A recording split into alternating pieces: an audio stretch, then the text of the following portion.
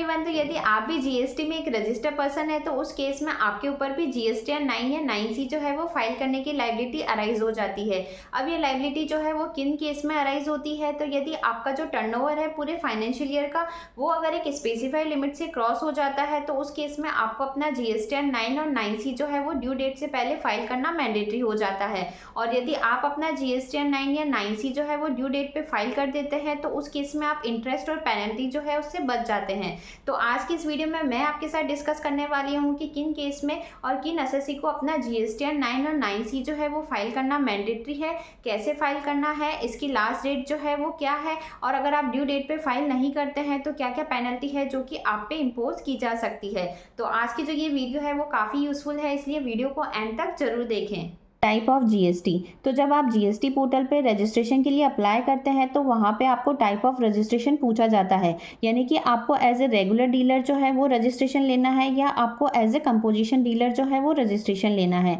तो यदि आप एज ए रेगुलर डीलर जो है वो रजिस्ट्रेशन लेते हैं तो वहाँ पर आप जो रिटर्न फाइल करते हैं उसमें आपको इनपुट और आउटपुट दोनों की डिटेल जो है वो अपने रिटर्न में मेंशन करनी पड़ती है, और साथ ही आपको मंथली रिटर्न जो है वो फाइल करना पड़ता है जीएसटीआर 1 और जीएसटीआर 3 भी। अब यदि आप खुद को एज ए कंपोजिशन डीलर अगर रजिस्टर्ड करते हैं तो उस केस में आपको हर 3 महीने में एक रिटर्न है जो कि फाइल करनी पड़ती है, और उसके लिए आपका फॉर्म होता है CMP 08, और ये फॉर्म जो है वो फाइल करके आपको टैक्स जो है उसका पेमेंट करना पड़ता है। अब कंपोजिशन डीलर जो है उनको जीएसटीआर 9 फाइल नहीं करना पड़ता है, क्योंकि उनके लिए एनुअल रिटर्न फाइल करने का एक अलग फॉर्म होता है जो है जीएसटीआर 4। अब जो कंपोजिशन डीलर होते हैं उनके द्वारा अगर कोई सेल की जाती है तो उस पर 1% से टैक्स का पेमेंट करना है, अगर वो कोई सर्विस देता है तो उस केस में 6% से टैक्स का पेमेंट करना है, और अगर वो कोई रेस्टोरेंट की सर्विस दे रहे हैं तो उस केस में उनको 5% से टैक्स का पेमेंट जो है वो गवर्नमेंट को करना है। लेकिन एक चीज़ यहाँ पे आपको ध्यान रखनी है कि जो कंपोजिशन डीलर है उनके द्वारा अगर कोई भी गुड्स या सर्विसेज परचेज की जाती है तो उसके केस में उनको इनपुट टैक्स क्रेडिट का बेनिफिट जो है वो नहीं मिलता है। What is GSTR 9? तो जीएसटीआर 9 जो है वो आपका एक एनुअल रिटर्न होता है जो कि फाइल किया जाता है टैक्स पेयर के द्वारा यदि उसका टर्नओवर जो है वो एक स्पेसिफाइड लिमिट जो है उससे क्रॉस कर दिया जाता है। अब आपका जो जीएसटीआर 9 होता है उसमें आपके पूरे फाइनेंशियल ईयर में जो भी आपने परचेज की है या जो भी आपने सेल की है उससे रिलेटेड आपके इनवर्ड सप्लाई और आउटवर्ड सप्लाई की जो डिटेल है वो जाती है, साथ ही आपने जो डिफरेंट हेड में टैक्स पे किया है पूरे फाइनेंशियल ईयर में, CGST हेड में, SGST हेड में या IGST हेड में, और साथ ही HSN कोड वाइज भी इसमें आपकी डिटेल जो है वो मेंशन होती है। अब आपका जो ये जीएसटीआर 9 होता है वो आपका मंथली रिटर्न या क्वार्टरली रिटर्न जो कि आपके द्वारा फाइल किया जाता है GSTR 1, GSTR 2A, GSTR 3B, उसका कंसोलिडेशन होता है। अब एक चीज़ आपको यहाँ पे ध्यान रखनी है कि जीएसटीआर 9 फाइल करने से पहले आपको पूरे फाइनेंशियल ईयर के जीएसटीआर 1 और जीएसटीआर 3B जो है वो फाइल करना कंपल्सरी है, उसके बिना आप अपना एनुअल रिटर्न जो है वो फाइल नहीं कर सकते हैं। नेक्स्ट है who is required to file GSTR 9। तो अब आपका जो जीएसटीआर 9 है वो किन टैक्स पेयर को फाइल करना मैंडेटरी है, तो ऐसे टैक्स पेयर जिनका पूरे साल का जो टर्नओवर है वो 2 करोड़ से एक्सीड हो जाता है तो उस केस में उनको जीएसटीआर 9 जो है वो फाइल करना मैंडेटरी हो जाता है, यानी कि 2 करोड़ से कम वाले जो एसएससी है उनके लिए जीएसटीआर 9 फाइल करना ऑप्शनल है, लेकिन जिनका टर्नओवर 2 करोड़ से ज़्यादा है उनके लिए जीएसटीआर 9 फाइल करना मैंडेटरी है। नेक्स्ट है what is GSTR 9 due date. तो अब आपके जीएसटीआर 9 जो है उसको फाइल करने की ड्यू डेट क्या है, तो अब आपका जो फाइनेंशियल ईयर 23-24 का जो जीएसटीआर 9 जाएगा उसके लिए लास्ट ड्यू डेट जो है वो 31 दिसंबर 2024 है, यानी कि आपको अपनी जीएसटीआर 9 जो है वो 31 दिसंबर 2024 से पहले फाइल करनी है। यदि आप इस ड्यू डेट के बाद फाइल करते हैं तो उस केस में आपके ऊपर पेनल्टी जो है वो भी इम्पोज की जाएगी। नेक्स्ट है what are the details required to be filed in the GSTR 9। तो जो आपका जीएसटीआर 9 है वो फाइल करते समय आपको क्या क्या डिटेल है जो कि उसमें मेंशन करनी है, तो उसमें आपको अपनी एनुअल सेल जो है उसका बाइफर्केशन करना है,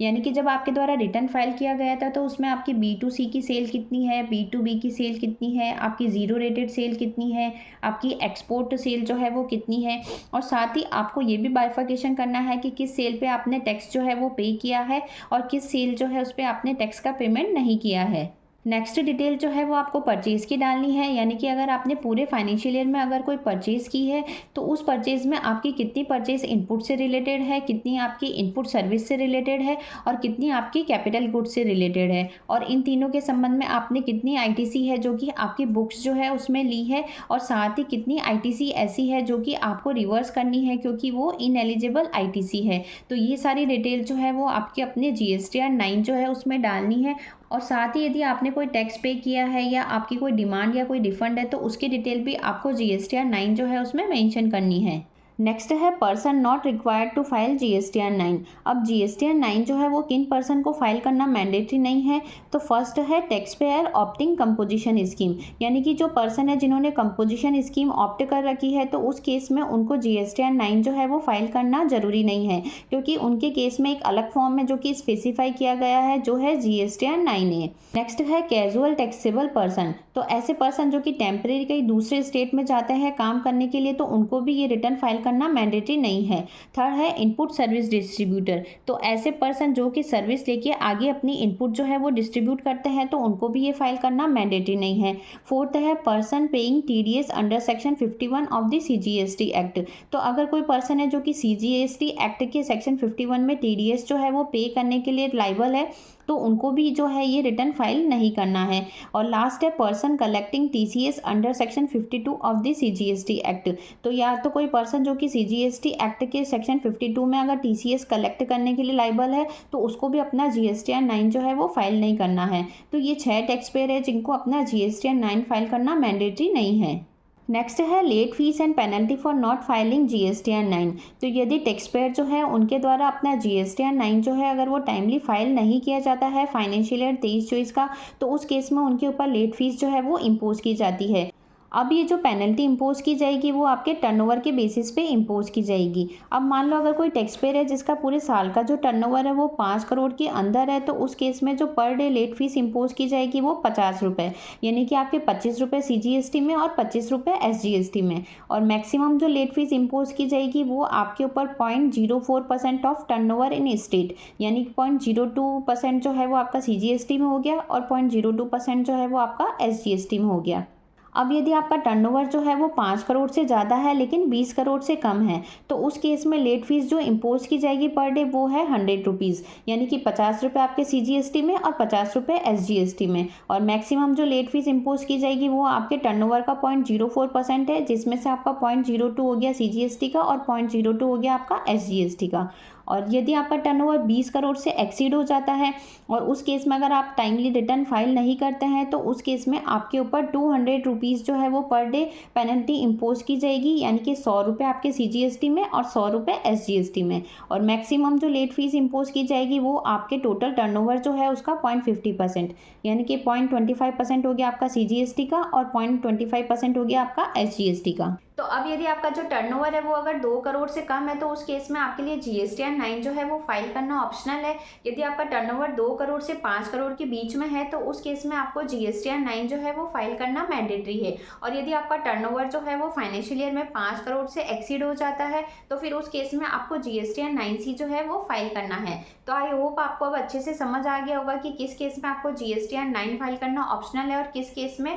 9 फाइल करना मैंडेटरी है। अब जीएसटीआर 9 या 9C जो है उसको लेके काफ़ी पर्सन जो है उनके डाउट भी हो सकते हैं। तो जैसे कि पहला डाउट ये हो सकता है कि जीएसटीआर 9 या 9C फाइल करने के बाद हम उसको रिवाइज कर सकते हैं या उसमें कोई करेक्शन कर सकते हैं क्या। तो एक बार यदि आपने अपना ये एनुअल रिटर्न फाइल कर दिया है तो उसके बाद ना तो आप इसमें कोई करेक्शन कर सकते हैं और ना ही आप इसको रिवाइज कर सकते हैं। सेकेंड डाउट जो है वो टैक्स पेयर का ये हो सकता है कि मान लो अगर कोई टैक्स पेयर है जिसने फाइनेंशियल ईयर 23-24 जो है उसमें 2 महीने ही काम करके अपना बिजनेस जो है वो बंद कर दिया है, तो उस केस में उसको अपने एनुअल रिटर्न फाइल करना मैंडेटरी है क्या। तो ये डिपेंड करता है आपके टर्नओवर पे। यदि मान लो आपने एक सिंगल डे भी अगर काम किया है और अगर आपका टर्नओवर जो है वो 2 करोड़ से एक्सीड हो जाता है तो उस केस में आपको अपनी फाइनेंशियल ईयर 23-24 की जो जीएसटीआर 9 है वो फाइल करना मैंडेटरी है। तीसरा डाउट जो है वो टैक्स पेयर का ये हो सकता है कि हमको अपनी जीएसटी GSTR 9 या GSTR 9C जो है वो एंटिटी लेवल वाइज फाइल करनी है या GSTN लेवल वाइज फाइल करनी है। तो एक चीज़ यहाँ पे आपको ध्यान रखनी है कि यहाँ पे आपकी जो GSTR 9 या 9C जो फाइल की जाएगी वो GSTN वाइज फाइल की जाएगी। फॉर एग्जाम्पल मान लो मिस्टर राम है, मिस्टर राम जो है उसने मान लो 4 स्टेट जो है उसमें 4 GST रजिस्ट्रेशन नंबर ले रखे हैं अपने सिंगल पैन से, तो उस केस में उनको 4 GST रजिस्ट्रेशन के संबंध में 4 एनुअल रिटर्न जो है वो फाइल करना मैंडेटरी है। तो आई होप आज की जो ये वीडियो है वो आपके लिए काफ़ी यूजफुल रही होगी। वीडियो से अगर किसी तरह की हेल्प मिली हो तो चैनल को लाइक शेयर एंड सब्सक्राइब करना ना भूलें। Thanks for watching.